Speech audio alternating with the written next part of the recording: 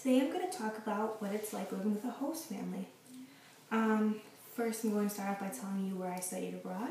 I studied abroad in Oviedo, Spain, and I lived with my host family for 3.5 months. And my host family, there was my host mom, and then I had my host dad and my host brother who was 33. And I love living with the host family. When we first got to Spain, we stayed in Madrid for 2 days, and then we went to Oviedo. And in Oviedo, we met our host families at the bus stop.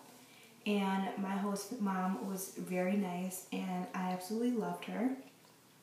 I was nervous at first because we didn't find out about who our host parents were going to be until maybe 2 weeks before we left. But we weren't given any contact information. We just found out their number, their phone number, and their name. So I wasn't able to email my host mom.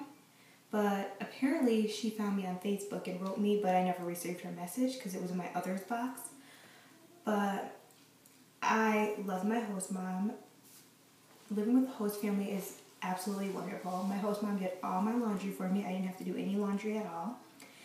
She cooked all my meals for me. I had breakfast, lunch, and dinner.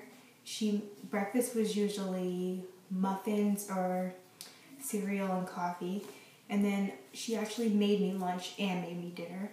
A lot of people said that their host families gave them sandwiches for lunch. My host mom never gave me a sandwich for lunch. She cooked for me twice a day, every day.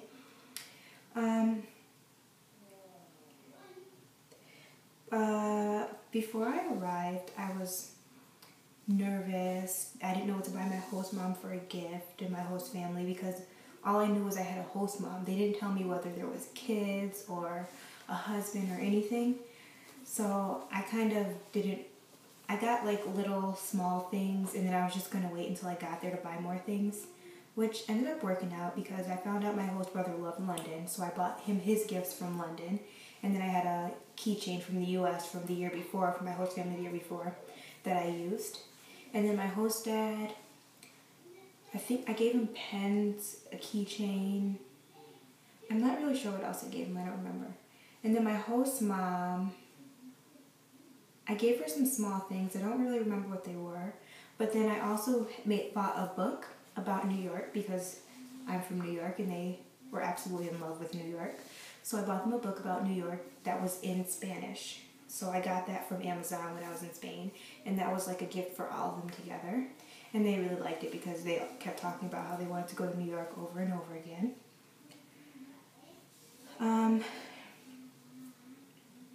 I also liked that my host mom was always there to help me. If I ever needed help with anything, buses, transportation, anything, she was always there to help me. If I ever needed anything, I could call her.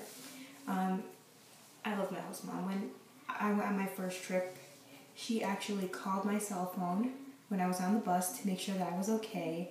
And she wanted to talk to me, and she was very nice about it. And I don't know, she always called me when I went on my trips to make sure I was safe, and she went on and on about how I had to be safe, and she would make sure I was safe. She made sure I had everything I needed. The only negative thing that I would say about living with my host mom this year was she thought that I had to go out 24/7. If I was at home for one day, she would freak out. Like, sometimes I just want to stay home and relax. And she wasn't going for that. After a trip, she would tell me, you can stay home today, but tomorrow you have to go out. And I'm not a huge partier, so I'm not big on partying every night. But my host mom thought that I should party every night. So that was the only hard thing, was having to go out. And my friend, there were 7 of us who went. Only 2 of our host moms were like that, me and my really close friend.